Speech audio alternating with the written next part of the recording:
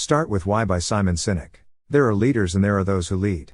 Start with Why is about a naturally occurring pattern, a way of thinking, acting and communicating that gives some leaders the ability to inspire those around them. The more organizations and people who learn to also start with Why, the more people there will be who wake up feeling fulfilled by the work they do. Those who are able to inspire give people a sense of purpose or belonging that has little to do with any external incentive or benefit to be gained. Those who truly lead are able to create a following of people who act not because they were swayed, but because they were inspired. For those who have an open mind for new ideas, who seek to create long-lasting success and who believe that your success requires the aid of others, I offer you a challenge. From now on, start with Why. Part 1, World that doesn't start with Why. The chances are, you're selling a product that someone else is selling, with similar features, at a similar price. So how do we attract customers? Usually, when asked why your customers shop with you, you says it's because of your features or price. So in other words, we have no idea. It's the same with our employees. There are two ways to influence behavior: inspire or manipulate.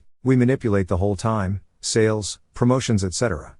Manipulation works. Prices, promotions, fear, aspirations, novelty and peer pressure are all used to manipulate and motivate a purchase. All of these techniques work, but none of them are sustainable. They are short-term wins and don't encourage loyalty. In terms of leadership, they can help you reach the top, but they won't make people follow you. Leadership is the ability to rally people not for a single event, but for years. In business, leadership means that customers will continue to support your company even when you slip up. There is a big difference between repeat business and loyalty. Repeat business is when people do business with you multiple times. Loyalty is when people are willing to turn down a better product or a better price to continue doing business with you. Loyal customers often don't even bother to research the competition or entertain other options. Loyalty is not easily won. Repeat business, however, is. All it takes is more manipulations. The thing is that all of this manipulation has a cost and isn't sustainable. Part 2, An alternative perspective. The golden circle. There are a few leaders who choose to inspire rather than manipulate in order to motivate people. Whether individuals or organizations, every single one of these inspiring leaders thinks, acts and communicates exactly the same way. And it's the complete opposite of the rest of us. Consciously or not, how they do it is by following a naturally occurring pattern that Sinek calls the golden circle. The golden circle shows how these leaders were able to inspire action instead of manipulating people to act. Start with Why, golden circle. What? Every company in the world knows what they do, i.e., they can describe their product or service. How? Some companies know how they do what they do. They know how they're different, i.e., a unique selling point. Why? Very few companies know why they do what they do, and it's not to make money. This is a result. Why do you get out of bed in the morning? What is the company's purpose, and why should anyone care? Normal companies communicate to their from the outside in and then have some call to action. This is what we do, and this is how we do it. E.g., if Apple was like everyone else, they would sound like this: we make great computers. There. Beautifully designed and easy to use. Wanna buy one? Inspiring companies start with Why. There's no trickery or manipulation, they just reverse the order of the information. For example, in everything that we do, we believe in challenging the status quo and thinking differently. The way we do this is to design products that are beautifully designed and easy to use. We just so happen to make great computers. Wanna buy one? In fact, they're not really reversing here information because they start with Why all the time. They think and communicate differently. The Why engages us emotionally while the what and how serve as the evidence of the belief. Other companies can copy what you do or how you do it, but they will never be the same if they don't start with Why. People don't buy what you do, they buy why you do it. Sinek talks about the launch of the first Apple iPod. Creative told us a 5 GB MP3 player, whereas Apple said 1,000 songs in your pocket. The problem was, they advertised their product as a 5 GB MP3 player. It is exactly the same message as Apple's 1,000 songs in your pocket. The difference is Creative told us what their product was and Apple told us why we needed it. Only later, once we decided we had to have an iPod, did the what matter, and we chose the 5 GB version, 10 GB version, and so on, the tangible details that proved we could get the 1,000 songs in our pocket. Our decision started with Why, and so did Apple's offering. Dell defined itself by what they did: make computers. So when they tried making MP3 players, they flopped, because people didn't feel like they could buy an MP3 player from a computer company. But Apple, who defines itself by why they do it, was able to make an MP3 player, phones and tablets. When you start with Why, features and what you do doesn't matter as much. Your goal is to attract people who believe in your Why. You don't need the how to differentiate from competition. It's not a debate about better or worse anymore, it's a discussion about different needs. And before the discussion can even happen, the whys for each must be established first. Let's imagine a company in the late 1800s that makes trains and railroads. If they define themselves by what they do,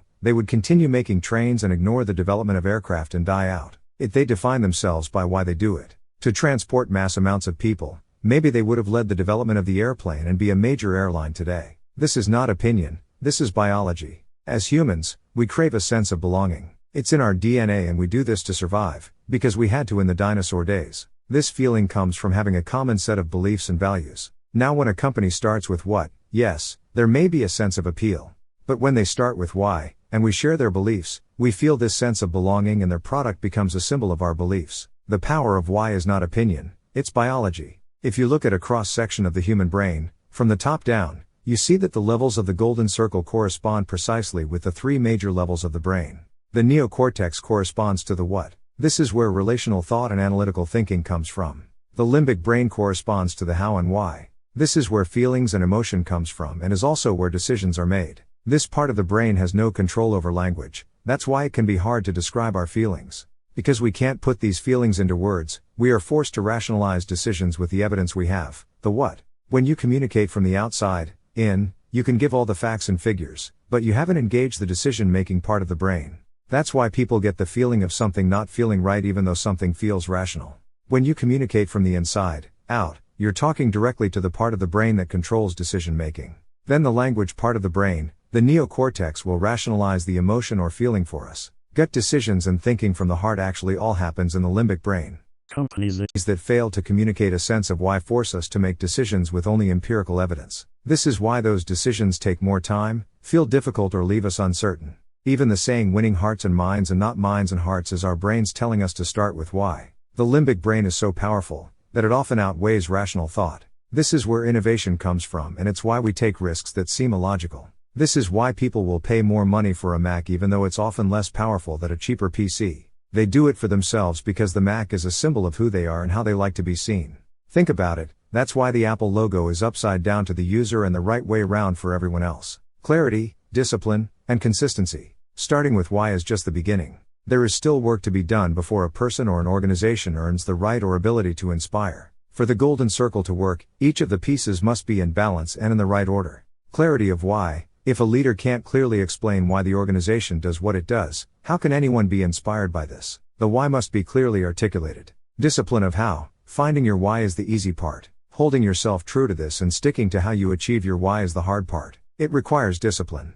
Consistency of what. Why is just a belief. The how is how you achieve the belief and what you say and do is the proof of your belief. If you are consistent with what you say and do, you will become more authentic. This builds trust and loyalty. If you have no why, it's almost impossible to build this authenticity, as you have no beliefs to prove. It is a false assumption that differentiation happens in how and what you do. Simply offering a high-quality product with more features or better service or a better price does not create difference. Doing so guarantees no success. Differentiation happens in why and how you do it. The golden circle provides a way to communicate consistently with how individuals receive information. For this reason, an organization must be clear about its purpose, cause or belief and make sure that everything they say and do is consistent with and authentic to that belief. If the levels of the golden circle are in balance, all those who share the organization's view of the world will be drawn to it and its products like a moth to a light bulb. Part 3. Leaders need a following. As members of the human race, we are attracted to those who have the same values and beliefs as us, i.e., we are attracted to cultures where our values and beliefs align with it. When we believe the same things, trust emerges. This is what allowed us to leave our families behind to go and hunt, knowing they would be protected by the people who share our beliefs. When we recruit employees, we should recruit people who believe what we believe so that we can trust one another, instead of hiring purely based on skills and experience. In order for leaders to build a following, they must be trusted. The emergence of trust. Trust is not a checklist. Fulfilling all your responsibilities does not create trust. Trust is a feeling, not a rational experience. We trust some people and companies even when things go wrong, and we don't trust others even though everything might have gone exactly as it should have. You have to earn trust by communicating and demonstrating that you share the same values and beliefs. You have to talk about your why and prove it with what you do. Again, a why is just a belief, hows are the actions we take to realize that belief, and the whats are the results of those actions. When all three are in balance, trust is built and value is perceived. When you hire people who believe what you believe, success just happens. You don't hire for skills, you hire for attitude. You can always teach skills, i.e. attitudes that align with your culture. The goal is to hire those who are passionate for your why, your purpose, cause or belief, and who have the attitude that fits your culture. Great companies don't hire skilled people and motivate them. They hire already motivated people and inspire them. People are either motivated or they are not. Unless you give motivated people something to believe in, something bigger than their job to work toward, they will motivate themselves to find a new job and you'll be stuck with whoever's left. Figure out why your good employees are good fits, then develop systems to find more of them. Great companies don't hire skilled people and motivate them. They hire already motivated people and inspire them. People are either motivated or they are not. Unless you give motivated people something to believe in, something bigger than their job to work toward, they will motivate themselves to find a new job and you'll be stuck with whoever's left. We trust people who will fit in our communities. If you think of hiring a babysitter, you're more likely to hire a local teen than an old, more experienced person who is new in town.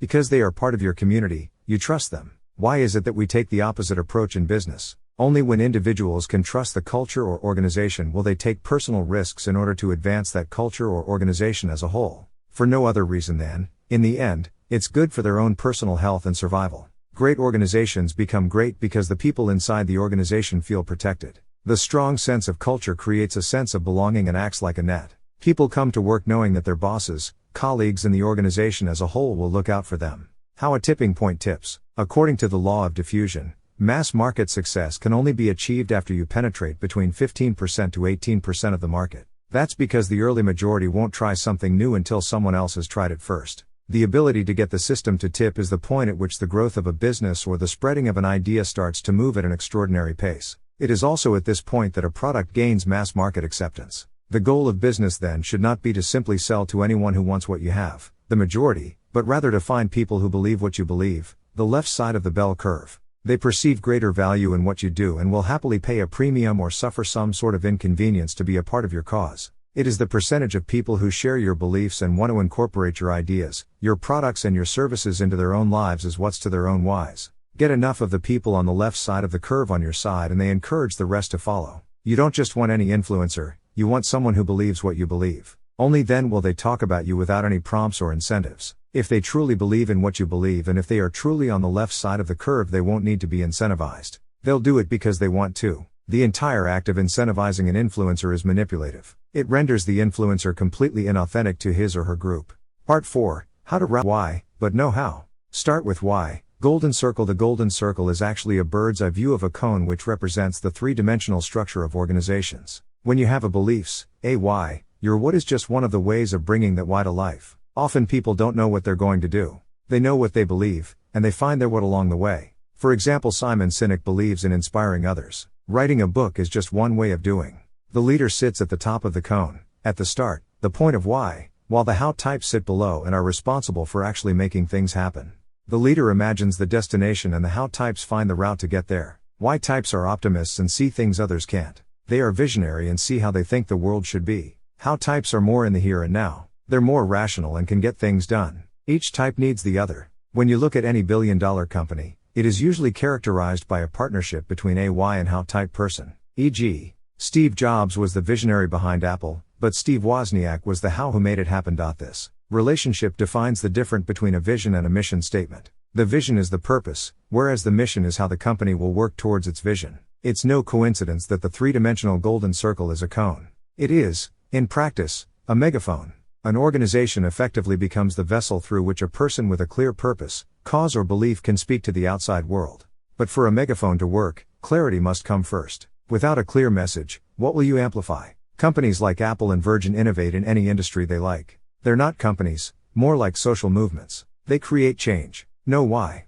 Know how. Then what? To put it bluntly, the struggle that so many companies have to differentiate or communicate their true value to the outside world is not a business problem, it's a biology problem. We use symbols. We create tangible things for those who believe what we believe to point to and say, that's why I'm inspired.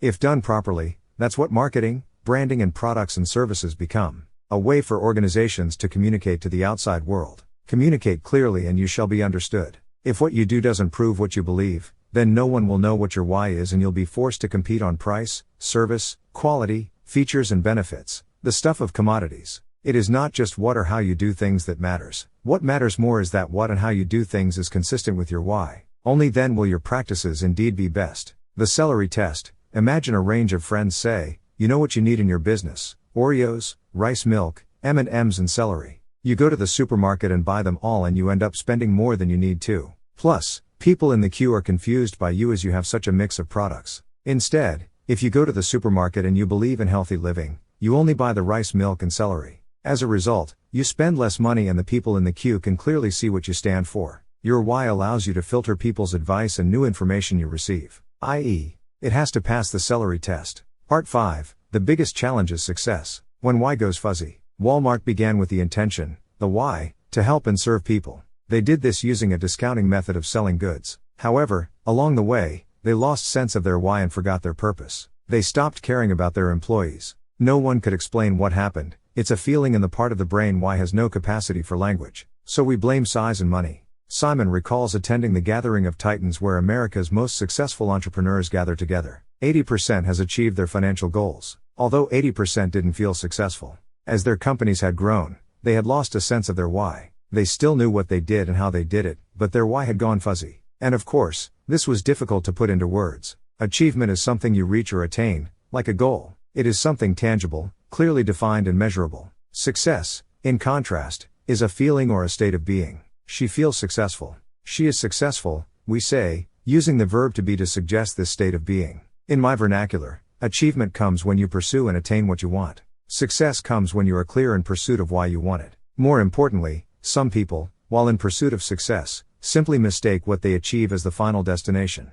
This is the reason they never feel satisfied no matter how big their yacht is, no matter how much they achieve. For great leaders, the golden circle is in balance. They are in pursuit of why, they hold themselves accountable to how they do it, and what they do serves as the tangible proof of what they believe. Split happens. For all organizations that go through the split, they are no longer inspired by a cause greater than themselves. They simply come to work, manage systems and work to reach certain preset goals. There is no longer a cathedral to build. The passion is gone and inspiration is at a minimum. They are focused too much on the how and what. Start with why. Golden circle. The volume of the megaphone comes solely from growth of what. As this metric grows, any company can become a leading company. But it is the ability to inspire, to maintain clarity of why, that gives only a few people and organizations the ability to lead. The moment at which the clarity of why starts to go fuzzy is the split. Use the school bus test. If the founder were to get hit by a bus and die, would the business be affected? The challenge isn't to cling on to the leader forever, but to find a way of keeping the vision alive and clear.